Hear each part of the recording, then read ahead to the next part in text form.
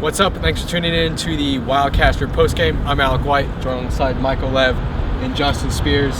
And one last time from Arizona Stadium. And dare I say, it was a good performance from the Wildcats.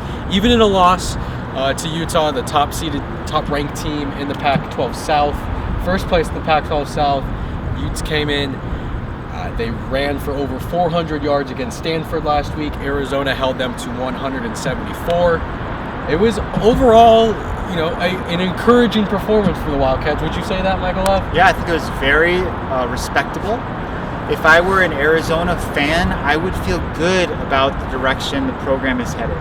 Like, this very easily could have been a game where they're like, we won last week. This game is whatever, let's just gear up for ASU at the end of the season. No. Yeah. It wasn't like that at all. They fought tooth and nail. They had played with great effort. They executed pretty well as well. As Jed said after the game, every guy who could have played. Yeah. No matter what their injury situations were, they really wanted to win this game, and they gave Utah everything they could handle. It was a 2-point game in the fourth quarter. They had a 2-point play to try to tie it up.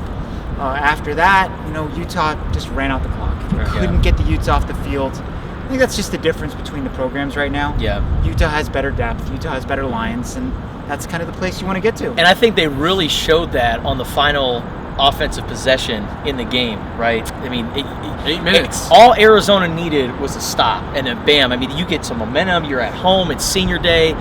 It's afternoon game here at Arizona Stadium. So Utah, what they did was, okay, we're going to do what we do best. And we're going to impose our will. We're going to be physical. We're going to run the ball.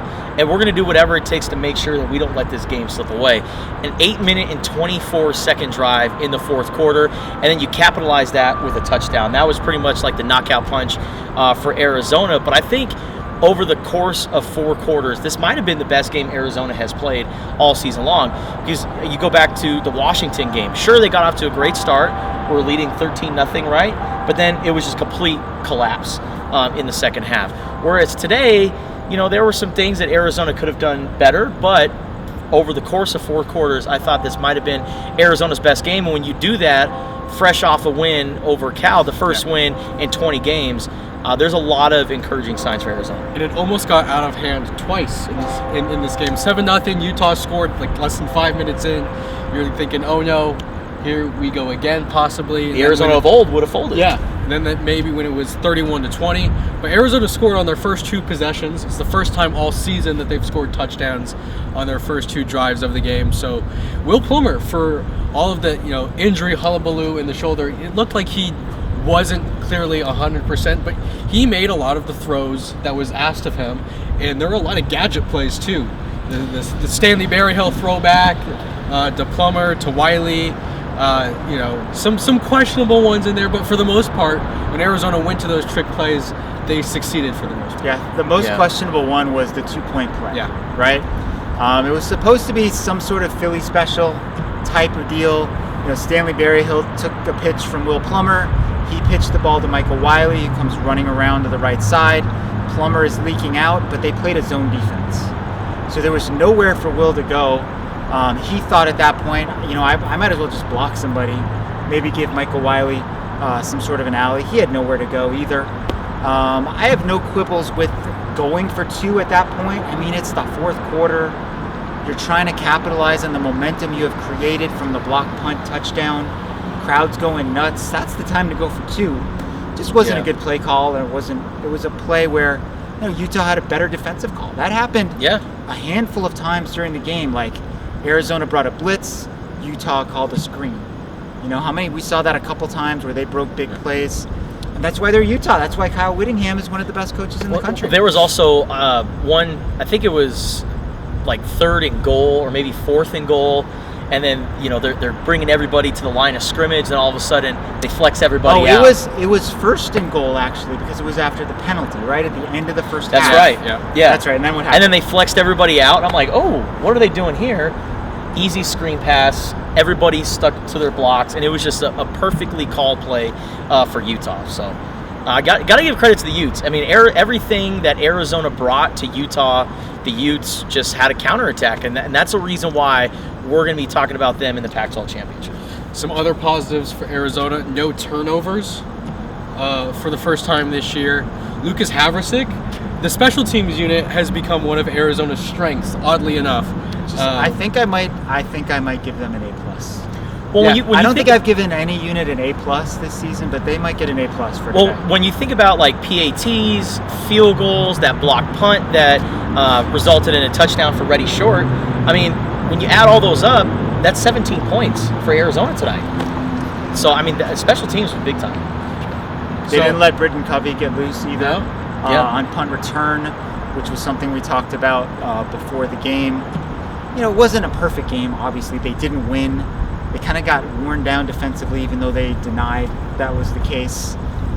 They didn't run the ball very well. In the second half, Utah had 100 rushing yards, and Arizona had only 10. Yeah. I thought that as the game went on, Utah was winning the battle at the line of scrimmage. Which is not a You know, surprise. it's not a surprise, no. What is a surprise is that Arizona was able to hang around as long as they were. I really liked the fighting spirit that they showed. And if they play the same way next week, I think they can win at Washington State. 100%. I really do. Some injury updates for you guys. Josh Donovan, he went down with an injury, was seen on crutches after the game, kind of walking around. And then Tavian Cunningham, we're still not exactly sure the specific injury, but he was shaken up after the kick. Was it a kick return? It was kick return, yeah. He did not return to the game.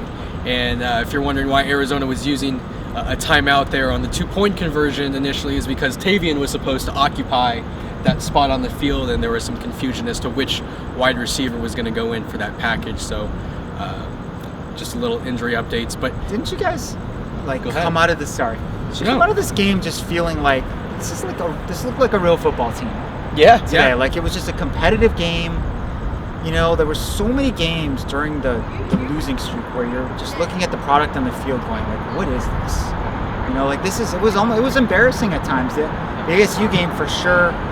Games at the end of 2019 against Utah and Oregon, they just weren't competitive. NAU. They were competitive. I mean, they were competitive against NAU, They but were you don't lose competitive. They were competent. They took punches. They returned punches. I don't know. I just felt like this was their, as you said, Alec, maybe their best all-around performance of the season. a lot of well-executed plays. Yeah. Joseph? They didn't look like, there was no point in the game where it felt like, oh, they don't belong on the field Yeah. with Utah. Yeah. You know? And here I was saying that, oh, Utah's going to Yeah, come in, I was gonna say. they're going to dominate, because the more I thought about, okay, Arizona's playing against a solid running team, the more I kept thinking about that San Diego State game. Completely different from that week against San Diego State. And, you know, this is an Arizona program that you finally are starting to see things start to click. And when they get the personnel in place, I mean, we talk about Arizona being a force to be reckoned with, but they're not quite there. Utah is kind of a rich man San Diego State, right? Stylistically, they're kind of the same. You know, I mean, they like to run the ball. They're physical in the trenches. Great uniforms. I said to you guys before we did our pregame video, like, this game could kind of go that way. It was easy to envision. The thing about that game is Arizona couldn't get a first down. It was like 3 and out. Today, as you said, Alec, they scored touchdowns in their first 2 drives. And jedd-fisch told us after the game that this is one of the most disappointed Arizona, like the players have felt more disappointed and dejected because they came in expecting to win. So you mentioned, Arizona keeping it close.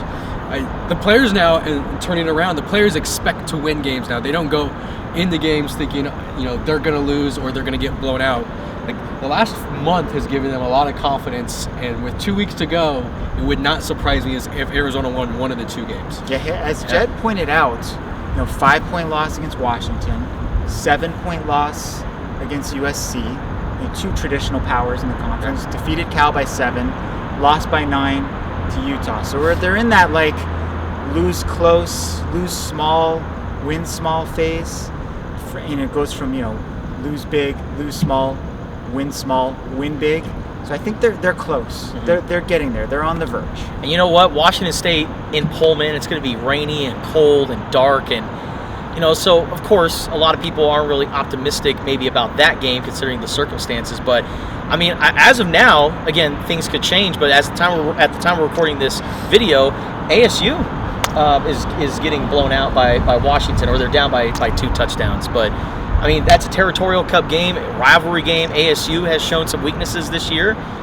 maybe that could be an interesting game. Yeah, I think to Alec's point, and to your point, Justin, I feel like more confident after today that they can win one of those last 2 games than I did before the game started. And you know what? I wouldn't be surprised if that game is the last game of the year. And wouldn't that be something? A year after getting blown out 63 points, you come out and you return the favor in the first year of the jedd-fisch era. That'd be one way to start, but let's not count our chickens before they hatch. Yeah. Let's get to that point first. Well, we're going to have live coverage of the rest of the season, live coverage and weekly coverage, daily coverage on the Wildcaster app and Tucson.com. We will not be in Pullman next week. I don't think you will be. I am not going to Pullman. I will not be in Pullman. No. You will not be in Pullman. But we'll be in Tempe, right? Yes. At least some of us will. Yep. So in the meantime, subscribe to the Wildcaster, listen to the podcast. We're going to have more coverage on Monday and throughout the week. So plenty of opportunities for you guys to stay updated on the Wildcats. But that'll do it for here at Arizona Stadium one last time in 2021. We'll see you back here in August. Yeah, or spring time. Football. And then we also have the Arizona Bowl coming up on New Year's Eve. But yeah, it's a wild year at Arizona Stadium. It's a different feeling that we have right now than we did at the end of last season, isn't it? Certainly, absolutely correct.